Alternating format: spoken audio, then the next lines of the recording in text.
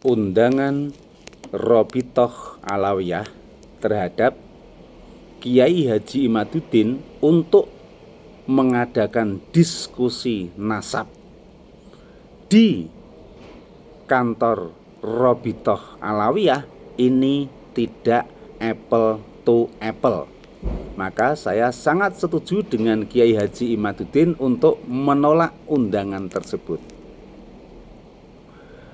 Tidak apple to apple-nya, yang pertama, undangan tersebut tidak ditandatangani oleh Ketua Robitoh Alawiyah. Artinya yang bertanggung jawab terhadap undangan tersebut tidak ada. Kemudian penentuan hari dan tanggal ini belum dikonfirmasikan terlebih dahulu terhadap pihaknya Kiai Haji Imaduddin. Jadi mereka langsung menentukan tanggalnya, kemudian langsung membuat undangan. Dan undangan dan diskusi akan dilakukan di Robitoh Alawiyah dalam keadaan tertutup. Hanya disiarkan oleh Nabawi TV. Tidak apple to apple berikutnya adalah mereka menentukan jumlah peserta diskusi nasab. Dari Robitoh Alawiyah sejumlah 7 orang, dari tim Kiai Haji Imaduddin sebanyak 3 orang. Ini jelas tidak apple to apple. Berikutnya, siapa yang bisa menjamin ketika seminar nasab dilaksanakan di Robitoh Alawiyah yang hadir hanya betul-betul 7 orang. Di luar kantor itu steril dari orang-orang yang tidak tercatat sebagai peserta seminar. Siapa yang bisa menjamin hal itu? Saya yakin tidak ada. Kemudian berikutnya, siapa yang bisa menjamin bahwa seminar akan disiarkan sesuai dengan fakta? Maksudnya begini, kalau seminarnya berlangsung 1 jam, maka siaran langsungnya juga 1 jam. Kalau seminarnya setengah jam, maka siaran langsungnya juga setengah jam. Siapa yang bisa menjamin demikian? Saya yakin juga tidak ada, dan saya sendiri tidak yakin.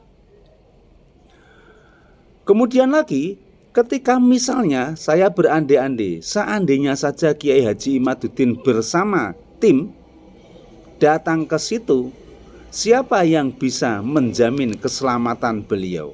Karena sampai saat ini banyak framing di luar sana yang membelokkan tentang topik yang sebenarnya. Mereka mengatakan bahwa ada orang-orang yang satu membegal nasab. Padahal pembegal nasab sesungguhnya adalah mereka yang mengaku dzurriyyah Rasul tapi tidak bisa membuktikan. Framing yang kedua adalah mereka mengatakan adanya pembenci dzurriyyah Rasul. Padahal yang sebenarnya tidak ada yang membenci dzurriyyah Rasul. Adanya adalah kita mau mencari dzurriyyah Rasul yang asli dan membersihkan dzurriyyah Rasul dari yang palsu.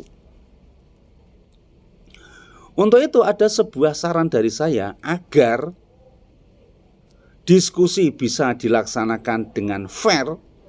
Ini mungkin ada 2 tempat yang sangat bagus untuk pelaksanaan diskusi tersebut. Yang pertama di MK dengan pemerintah sebagai fasilitator atau sebagai mediator.